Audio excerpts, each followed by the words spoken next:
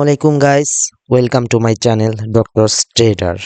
আজকে আমি আপনাদের শেখাবো কোন কোন জায়গায় সাপোর্ট রেজিস্ট্যান্ট নেওয়া যাবে না, যে জায়গায় সাপোর্ট রেজিস্ট্যান্ট পড়েছে বাট আপনি নেবেন না এবং কোন কোন জায়গায় নেবেন, এই জিনিসটার উপর আজকে আমি ভিডিওটি আপলোড করব। তো গাইস, চলেন, লেটস গো। আমার পার্ট 1 ভিডিওতে সাপোর্ট রেজিস্ট্যান্স সম্পর্কে আপনারা জেনেছেন যে কিভাবে সাপোর্ট রেজিস্ট্যান্স কাজ করে, এরকম বিল্ডিং অনুযায়ী। যে প্রথমে হলে এভাবে প্রথমে আসে একটি সাপোর্ট, এই যেমন এখানে একটি সাপোর্ট, এখানে একটি সাপোর্ট, এই জায়গায় একটি সাপোর্ট, এই জায়গায় যখন আবার মার্কেটটি আসবে ডাউন যাবে। কিন্তু আপনারা শিওর হবেন কিভাবে যে এই জায়গায় মার্কেটটি ডাউন যাবে এবং কখন আপনারা নেবেন না এই জায়গায়? এর ক্ষেত্রে আপনারা দুটো জিনিস সবসময় পালন করবেন। একটা হলো মোমেন্টাম, আর একটা হলো স্ট্রং ক্যান্ডেল, উইক ক্যান্ডেল। তো মোমেন্টাম সম্পর্কে যদি বলি, যে মোমেন্টাম অর্থাৎ যে আপনার পূর্ববর্তী যেখানে সাপোর্ট বা রেজিস্ট্যান্ট রয়েছে, এই যেমন এখানে রেজিস্ট্যান্ট, পূর্ববর্তী রেজিস্ট্যান্স এখানে রয়ে দেখেন এই যে যতটুক আপ হয়েছে তার চেয়ে বেশি ডাউন রয়েছে, অর্থাৎ যখনই ডাউনটা বেশি হবে সেটা হলো মোমেন্টামটা পারফেক্ট, অর্থাৎ এটা মোমেন্টাম কাজ করেছে।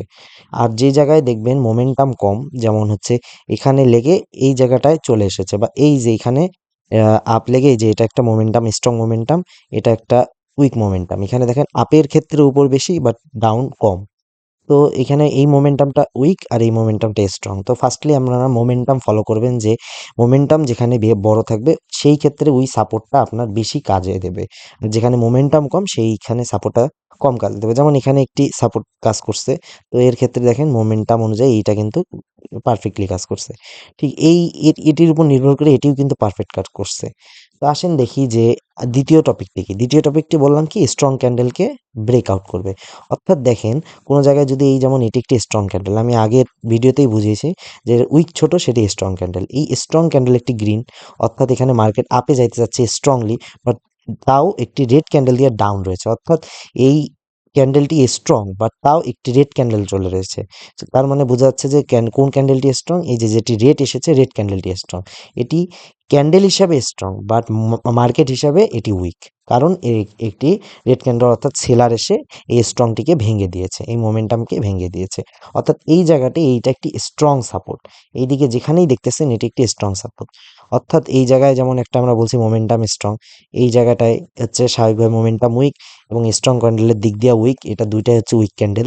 বাট এই জায়গাটার ক্ষেত্রে দেখেন এটা কিন্তু স্ট্রং ক্যান্ডেল অনুযায়ী হচ্ছে স্ট্রং ক্যান্ডেলকে ভাঙার কারণে এটি একটি সুন্দর সাপোর্ট রেজিস্ট্যান্স লাইন রয়েছে। তাই দেখি যখনই এইখানে মার্কেটটি রয়েছে, দেখেন যখনই মার্কেট এখানে রয়েছে মার্কেট ডাউনে গেছে, যখন মার্কেট আবার লেগেছে ডাউনে গেছে, যখন মার্কেট এখানে লেগেছে ডাউনে গেছে, আবার এটা হচ্ছে দেখেন এটা যখন ভেঙে ব্রেকআউট করছে তখন আবার এখানে লেগে আপে গেছে।